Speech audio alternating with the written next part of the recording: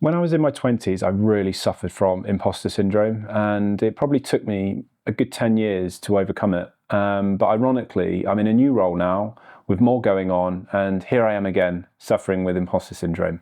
And so I think what I've quickly realized is that imposter syndrome as a creative is just part of the deal, man. And it's something that we've got to accept. But also, I think what I've realized as well is that the only reason I feel imposter syndrome is if I'm comparing to others or if I feel unprepared.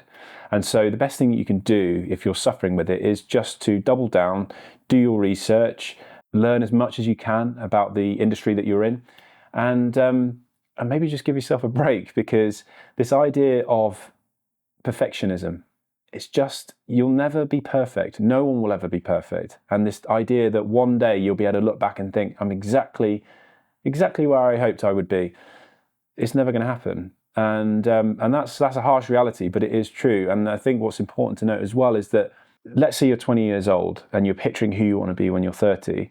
When you hit 30, you'll have evolved so much that the idea of who you want to be will have completely changed. So rather than chasing something that's 10 years down the line, why not focus in on now, something that you can actually control, and just really look within and tell yourself that it's just an evolution and no one's perfect.